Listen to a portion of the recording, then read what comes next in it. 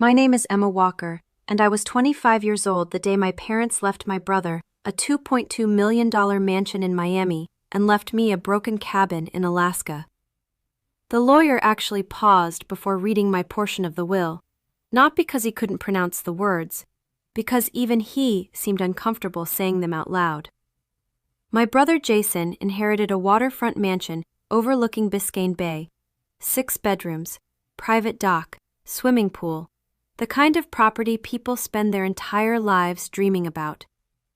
I inherited a cabin, a broken-down cabin sitting alone in the Alaskan wilderness, no road access, no utilities, no neighbors, nothing. Just snow, trees, and silence. The room stayed quiet for several seconds after the lawyer finished. Then Jason smiled, a victorious smile, the kind people wear when life finally confirms something they've believed for years. And Jason had always believed he was worth more than me. "Well," he said, "I guess Mom and Dad finally made the right decision." Nobody corrected him, and definitely not my fiancé Ryan, because Ryan looked like a man watching his future disappear. That hurt more than Jason's comment. Jason had always competed with me. Ryan was supposed to love me. The lawyer continued reading legal language. I barely heard any of it, because all I could think about was the last conversation I'd had with my father, 6 months earlier. He'd called me unexpectedly.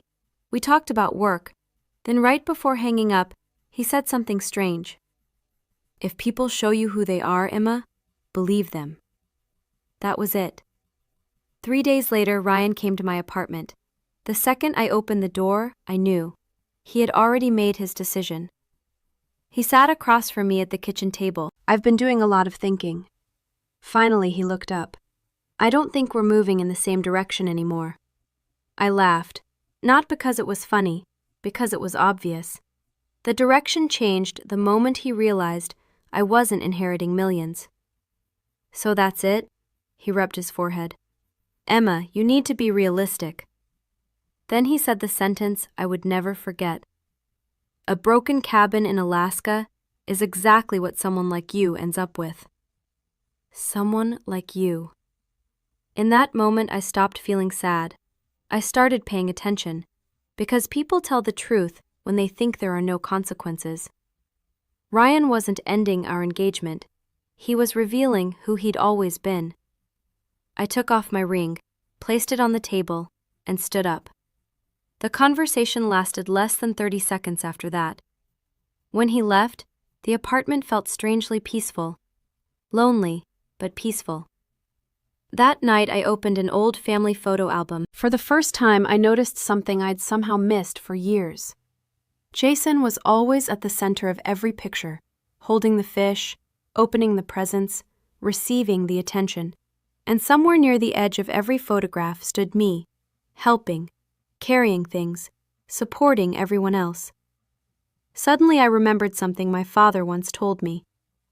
The strongest person in a family is usually the one nobody notices. At 13, I hated that answer. At 33, I finally understood it. Being strong isn't always a reward. Sometimes it's a responsibility. I closed the album, looked down at the cabin paperwork, and made my decision. Most people would have sold the cabin without ever seeing it. Most people would have moved on. But my father wasn't most people, and neither was I, so I started digging. The property records described the cabin as nearly worthless, but one detail bothered me. The land surrounding it totaled almost 2,000 acres. That didn't make sense. Nobody keeps 2,000 acres attached to something worthless. The deeper I looked, the stranger things became. Property taxes had always been paid on time. Supply flights appeared every few years. Maintenance expenses continued for decades. Someone had spent money protecting that property. Why? Then I found an old photograph. My father, standing outside the cabin 20 years earlier. Snow everywhere, mountains behind him, and a look on his face I couldn't ignore. Pride. Like he was protecting something important. That photograph changed everything, Because my father never wasted money. Never. If he spent decades maintaining that cabin, there was a reason, and I intended to find out what it was. 3 days later, I boarded a bush plane heading north. Eventually, even power lines disappeared. Nothing remained except wilderness. The pilot's name was Frank. He'd known my father for years. Most of the flight passed in silence. Then, as we descended toward a frozen landing strip, he glanced at me. "Your father always said only one of his children would come." I looked at him. "What does that mean?" Frank shrugged. "No idea." Then he smiled, but he seemed pretty certain. The plane landed. Frank unloaded my supplies and pointed toward a distant tree line. "The cabin's about 7 miles that way." Then he hesitated, like he was debating whether to say something. Finally, he nodded toward the forest. "If I were you," I waited, "I'd look under the floorboards." A few minutes later, the plane disappeared into the sky, leaving me completely alone, standing in the middle of the Alaskan wilderness, staring toward a cabin everyone else had dismissed as worthless. And for the first time since the will reading, I felt something I hadn't felt before. Curiosity. Because suddenly, I wasn't sure my parents had left me a broken cabin at all. I was starting to think they'd left me a secret. The cabin looked even worse up close. From a distance, it seemed abandoned. Up close, it looked forgotten. The roof sagged beneath years of snow. Several windows were boarded shut. One corner of the porch had collapsed completely. And yet something felt wrong. Not dangerous, just wrong. Because while the cabin looked old, it didn't look neglected. The firewood was neatly stacked. The shutters had been repaired. Part of the roof looked newer than the rest. Someone had cared about this place. The question was why. I pushed open the front door. Cold air rushed out, along with a familiar smell, wood smoke, pine, old leather. The scent instantly reminded me of my father.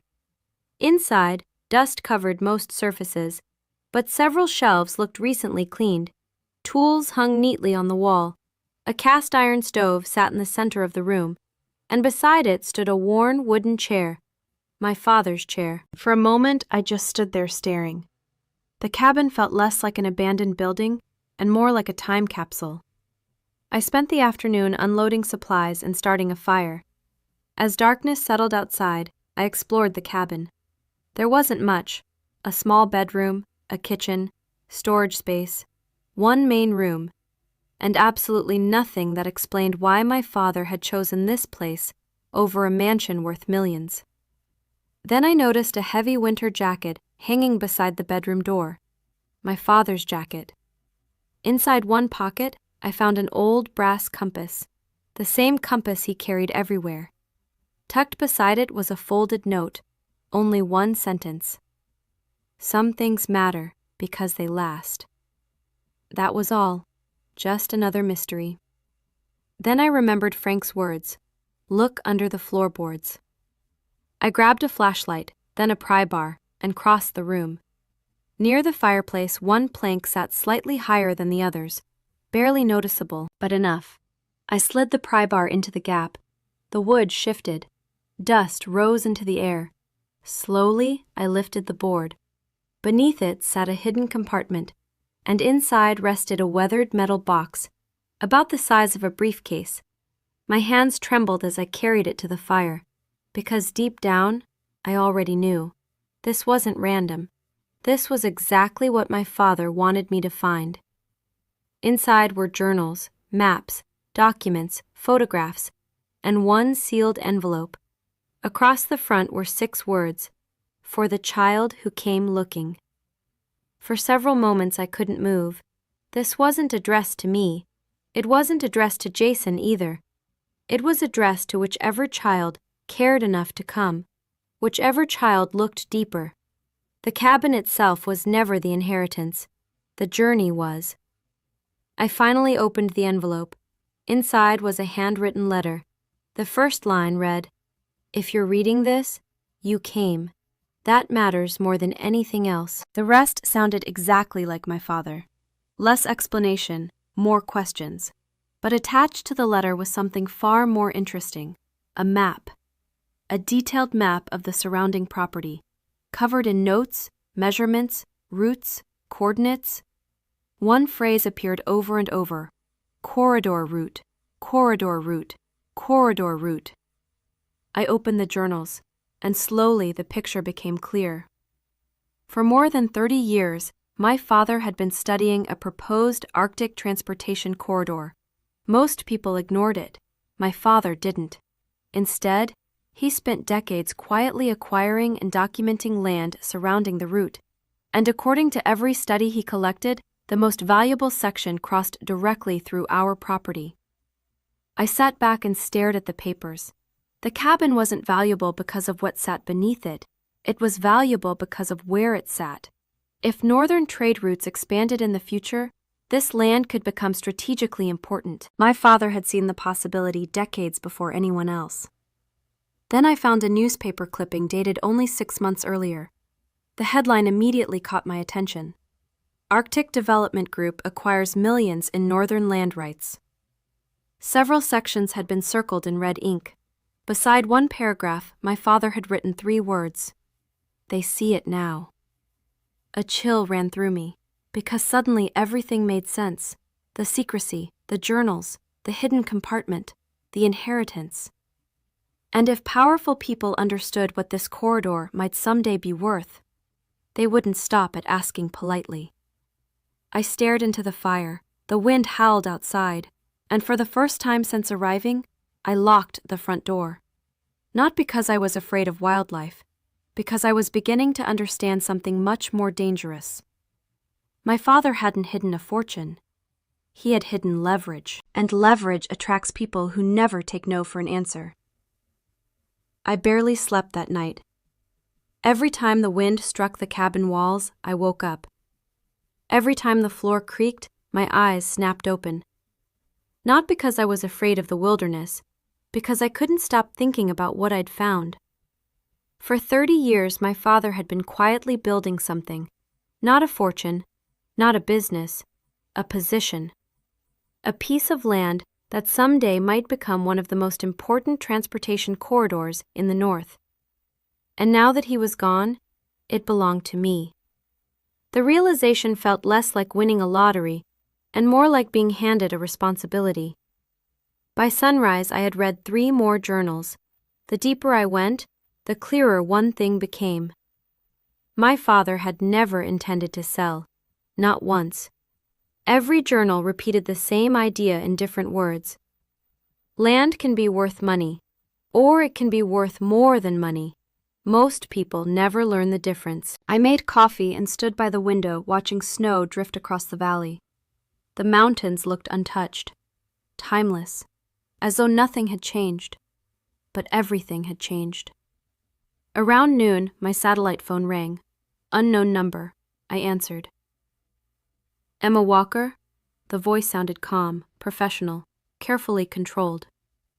Who's calling? My name is Garrett Cole. I immediately recognized the name, the same man connected to Arctic Development Group. My stomach tightened. What do you want? A short pause, then a polite laugh. I was hoping we could talk. I doubt that. We understand you've recently inherited the Walker property? There it was, straight to the point, no pretending, no small talk. The game had started. I'm not interested in selling. His response came instantly. I haven't made an offer. Still not interested. The silence stretched. Then Garrett spoke again. Your father was a remarkable man. I said nothing. He understood things most people didn't. Still silence. Then his tone changed. People are going to come asking questions, Emma. A chill moved through me. What kind of questions? The kind that become very expensive if answered incorrectly. Then he hung up. No threat, not officially, but I understood perfectly. My father had been right. People reveal themselves when money appears, and Garrett had just revealed a great deal. 3 hours later, my brother called. The timing told me everything. Somewhere, somehow, Somebody had talked. I answered. Jason. Emma. His voice sounded different, less confident, more cautious. What do you want? A pause, then, I think we need to talk. Of course we did. The moment something became valuable, family suddenly remembered how phones worked.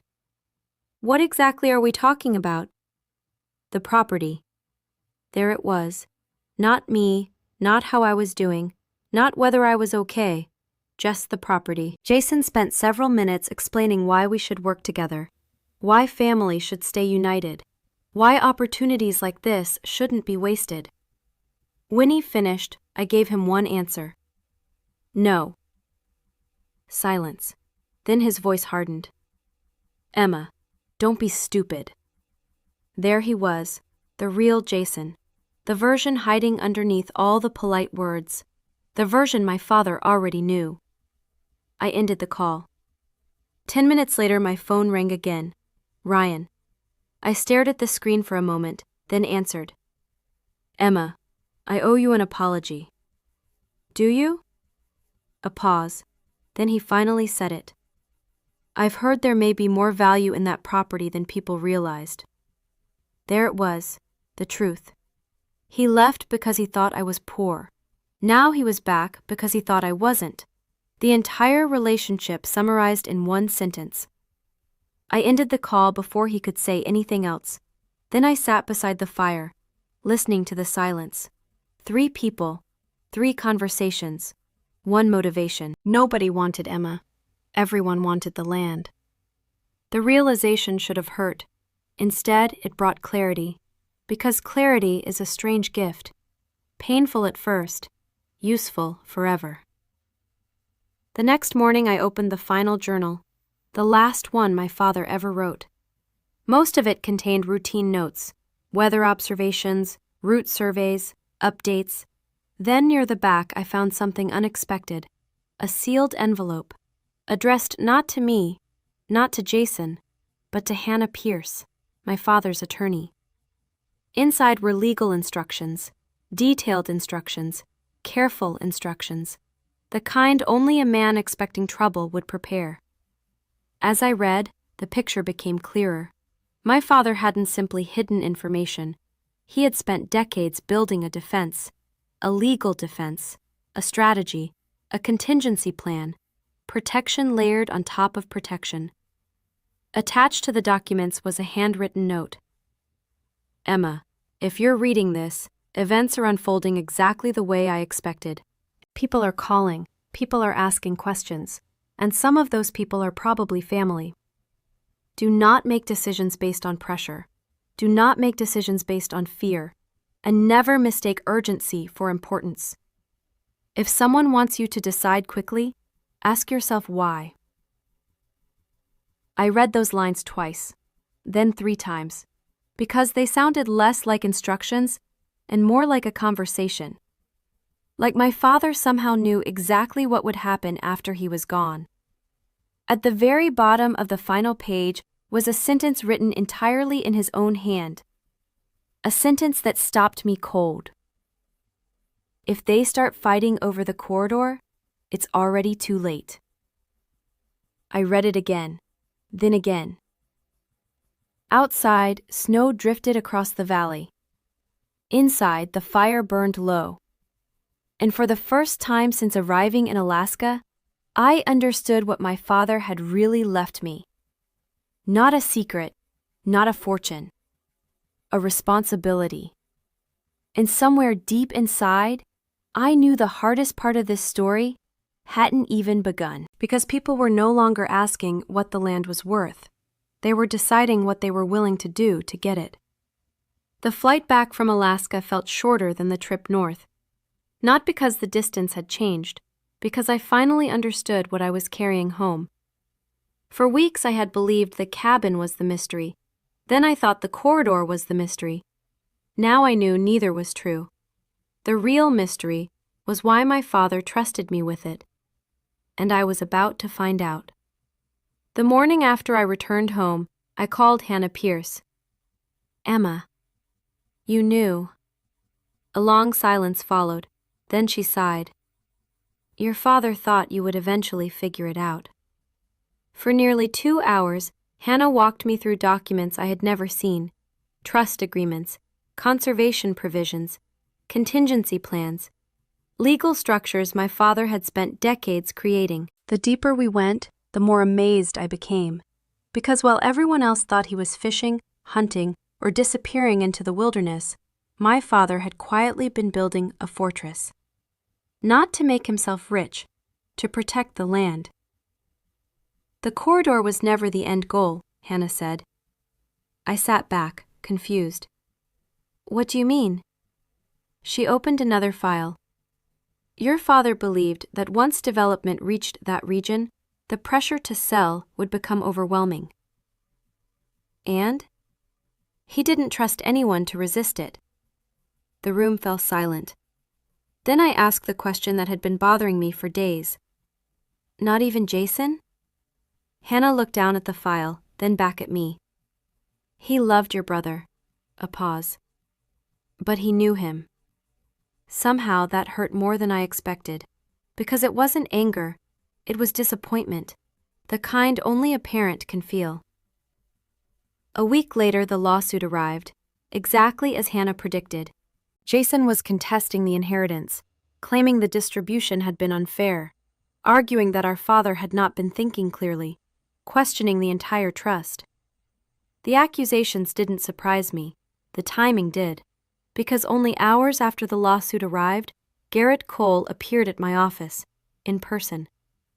The man looked exactly the way I expected, expensive suit, perfect haircut, the confidence of someone who had spent his life getting what he wanted. He sat across from me and placed a folder on my desk, then slid it toward me. Inside was an offer, a very large offer, the kind of number that changes lives, the kind of number people dream about, enough money to retire immediately, enough money to buy houses in every state, enough money to never work again. For a moment I simply stared at it, then I closed the folder and pushed it back. Garrett looked surprised, not angry, just surprised, as if he wasn't used to hearing no. You didn't even think about it. Yes, I did. And? I thought about my father. For the first time, his smile weakened. You can't stop progress, Emma. Maybe not, but that wasn't what this was about. This wasn't about progress. It was about ownership, control, and whether everything valuable had a price. Garrett leaned forward. Your brother is already talking to lawyers. I know. The lawsuit won't be cheap. I know. Our offer solves all of that. I smiled. No, your offer creates all of that. For the first time, he looked genuinely annoyed, not because I disagreed, because I understood the game. A few moments later, he stood, buttoned his coat, and headed toward the door. Then he stopped. You'll regret this. Maybe, but not for the reasons he imagined. After he left, I sat alone in my office, looking out the window, thinking about everything that had happened. A month earlier, people laughed at the cabin. Now corporations wanted it. Lawyers wanted it. My brother wanted it. Even Ryan wanted back into my life. The cabin hadn't changed. Only its perceived value had. And that realization taught me something important. Most people don't change when money appears. They simply stop hiding. That evening, I drove to my parents' old lake house. The place had been sitting empty since their disappearance. I hadn't visited it in months. Inside, everything looked exactly the same.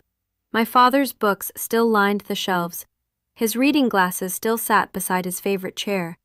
The silence felt heavier than before. Not because I missed him more, because I understood him better. While looking through an old desk drawer, I found something unexpected. A small notebook, one of his personal notebooks. Inside were dozens of short entries, observations, thoughts, reminders. Then one entry caught my attention. People think inheritance is about assets. It isn't. Inheritance is about character. Money only reveals what was already there. I stared at that sentence for a long time, because suddenly the last few weeks made perfect sense. Jason, Ryan, Garrett. All of them had revealed exactly who they were. Maybe that had been the test all along. Not the corridor, not the land, the people. I slipped the notebook into my bag and headed home. The next morning, Hannah called. Her voice sounded serious. "Emma, we need to move quickly." My stomach tightened. What happened? Jason filed additional claims. Of course he had. When? Yesterday afternoon. I closed my eyes. The fight was escalating, exactly the way my father predicted. Then Hannah said something that changed everything. "There's one part of your father's plan I haven't shown you yet." I sat upright. What part? The final protection. Silence. Then she continued. Your father created a structure that can permanently protect the land from future development. For a moment, I couldn't speak because suddenly, I understood. My father hadn't spent 30 years preparing for success. He had spent 30 years preparing for temptation. And now the decision he had spent decades building toward was sitting in my hands. I just had to decide whether I was strong enough to make it. The next morning I met Hannah Pierce. She handed me the final documents my father had prepared years earlier: conservation agreements, permanent development restrictions, legal protections designed to survive lawsuits, investors, and even future owners. My father knew exactly what would happen if people discovered the corridor. They would fight for it. So he built a system that could protect it long after he was gone. I looked at Hannah. Why didn't he do all of this himself? She smiled. Because he wasn't testing the land. I already knew the answer. He was testing us. She nodded. Then she asked one question. What do you want to do? I thought about Jason, Ryan, Garrett. Then I thought about my father standing outside that cabin, protecting something everyone else overlooked. I signed the papers. By the end of the day, the protections were permanent. 3 days later, the hearing began. Jason sat across from me, his lawyers beside him. Garrett watched from the gallery. Jason argued the inheritance was unfair, that ownership should be reconsidered. Then Hannah presented the final documents. The judge reviewed them carefully. Within minutes, everything changed. The protections had already been recorded. The restrictions were permanent. Even if ownership changed, even if Jason somehow won, the corridor could never be developed. There was nothing left to fight over. Jason looked stunned. Garrett looked defeated. The opportunity was gone. The game was over.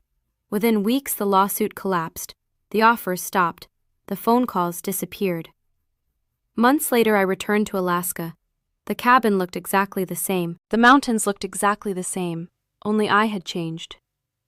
I unlocked the door, started a fire, and sat in my father's chair. Then I pulled the brass compass from my pocket, the same compass I found in his jacket. The needle settled north instantly, steady, certain, reliable, just like him. And for the first time I finally understood. My father never left me a fortune. He left me a question. What are you willing to protect when nobody is watching? Outside, snow drifted across the valley. The corridor remained untouched, exactly as he intended.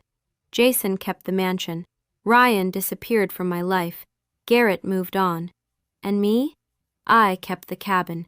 The same cabin everyone laughed at. The same cabin people called worthless. The same cabin that changed everything. Not because of what it was worth, but because of what it revealed.